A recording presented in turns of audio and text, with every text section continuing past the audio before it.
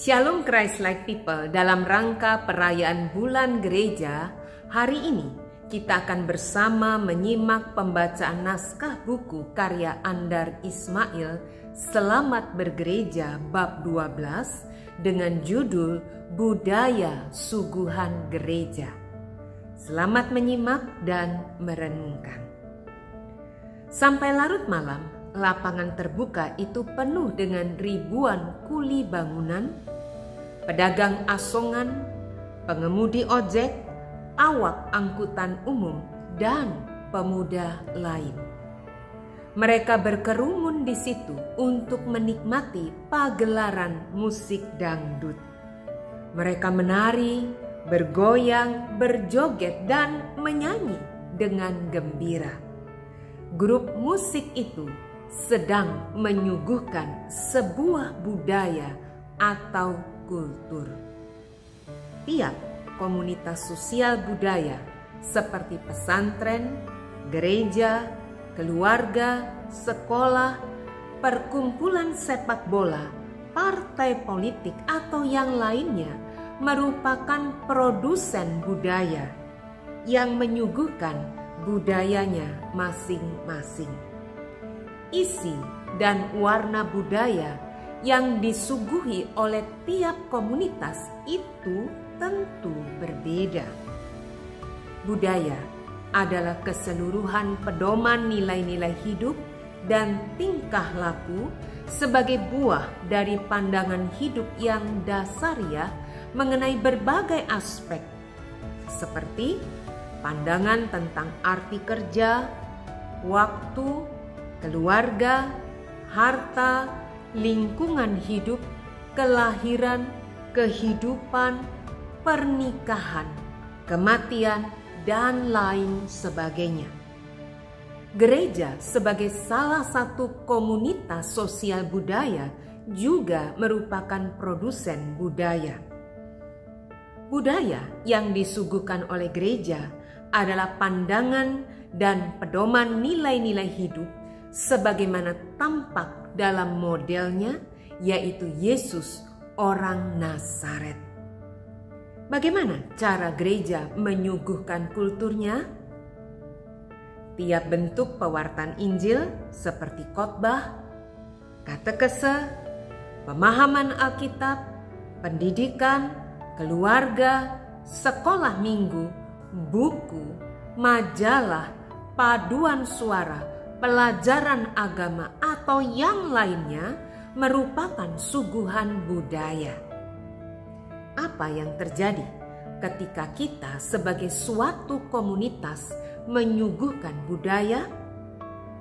Apa kita menyesuaikan diri pada masyarakat? Ataukah sebaliknya, kita mengubah masyarakat? Kedua-duanya. Pakar pendidikan budaya Robert Goodnow dalam buku Communities of Discourses menulis, They draw resources, insights, and inspiration from that environment. They reflect it, speak to it, and make themselves relevant to it. And yet, they also remain autonomous enough from the social environment to acquire broader, even universal and timeless appeal. Simak, pandangan Goodnow itu terdiri dari dua segi yang bertolak belakang yang terpisah oleh kata and yet.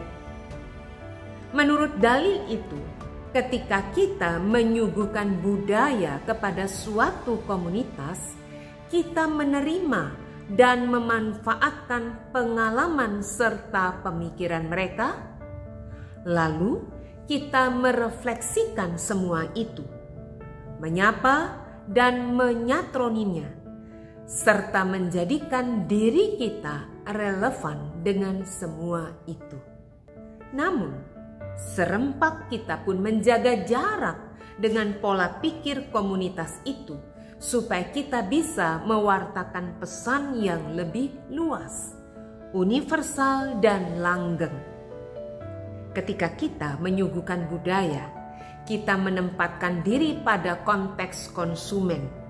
Kita menyejajarkan diri pada keadaan dan kebutuhan mereka.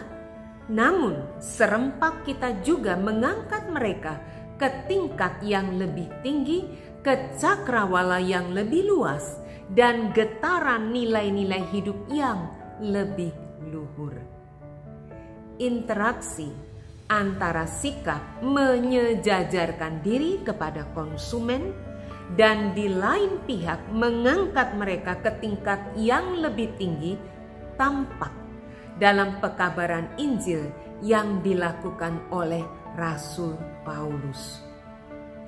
Ketika menulis tentang fungsi rasul dan pekabaran Injil, ia menyejajarkan diri dengan 4 contoh kategori konsumen, yaitu: bagi orang Yahudi, aku menjadi seperti orang Yahudi. Bagi orang-orang yang hidup di bawah hukum Taurat, aku menjadi seperti orang yang hidup di bawah hukum Taurat. Bagi orang yang tidak hidup di bawah hukum Taurat, aku menjadi seperti orang yang tidak hidup di bawah hukum Taurat. Bagi orang-orang lemah, aku menjadi seorang yang lemah. 1 Korintus 9 ayat 30 hingga 32. Paulus menerima orang itu sebagaimana adanya dan ia menempatkan diri sebagai bagian dari mereka. Tetapi Paulus tidak berhenti di situ. Serempak juga ia mentransformasi mereka dan mengangkat mereka ke pola hidup yang lebih tinggi, yaitu pola hidup Kristus. Tulis Paulus, supaya aku sedapat mungkin memenangkan beberapa orang dari antara mereka. Ayat 22. Gereja menyuguhkan budaya kepada umat sepanjang pekan melalui berbagai kegiatan. Gereja menempatkan diri pada tingkat kebutuhan umat. Namun, gereja tidak boleh berhenti di situ. Tetap serentak harus juga mengangkat umat ke tingkat yang lebih tinggi supaya umat bertumbuh dan berpandangan lebih luas. Kalau tidak demikian, gereja itu mandek dan umatnya kerdil. Produk budaya tidak boleh asal laku, melainkan perlu bermutu, memicu pertumbuhan dan menghasilkan pembaharuan. Apakah gereja kita bertumbuh? Ya, tetapi agaknya hanya dalam arti jumlah alias bertambah. Harap diperhatikan bahwa bertambah belum berarti bertumbuh. 10 tahun lalu gedung gereja kita kecil, tetapi sekarang gedungnya tambah megah dan besar. Lapangan parkirnya tambah penuh mobil. Ruang ibadahnya tambah luber. Sistem suaranya tambah nyaring. Musiknya tambah bising. Kantong persembahannya tambah banyak. Pendetanya tambah gemuk. Akan tetapi, wawasan gereja tidak tambah luas. Padahal, produk budaya gereja seharusnya membuat umat bertumbuh menjadi semakin dewasa, sehingga bisa menghargai keutuhan ciptaan semua makhluk, semua bangsa, dan semua agama. Kenyataannya berbeda. Boro-boro menghargai semua bangsa dan semua agama. Gereja yang cuma beda 100 meter tidak kita akui. Kita bilang gereja itu tidak berdasarkan Alkitab. Kita bilang ajarannya sesat. Kita bilang baptisannya tidak alkitabiah, sehingga umat dari gereja itu kita baptis ulang. Mana pertumbuhan wawasan kita? Dulu kita berpikir sempit, sekarang tetap sempit, nanti mungkin semakin sempit. Padahal seharusnya produk budaya yang disuguhkan oleh gereja tiap minggu mengangkat kita ke taraf pikir yang lebih luas, ke kualitas hidup yang lebih luhur, dan perilaku yang lebih mulia. Budaya yang disuguhkan oleh banyak komunitas memang cuma berputar di situ-situ juga. Kita tidak bertumbuh. Coba lihat, ribuan pemuda yang disuguhi musik dangdut di lapangan itu, mereka bergoyang, bersorak, bertepuk tangan, menyanyi dan menari.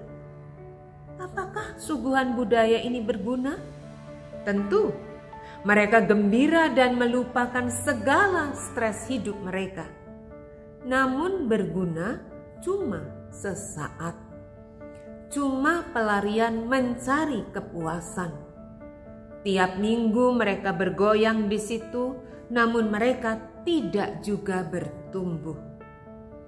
Banyak produsen budaya, termasuk gereja, mahir memuaskan selera konsumen dan menjadikan produknya laku.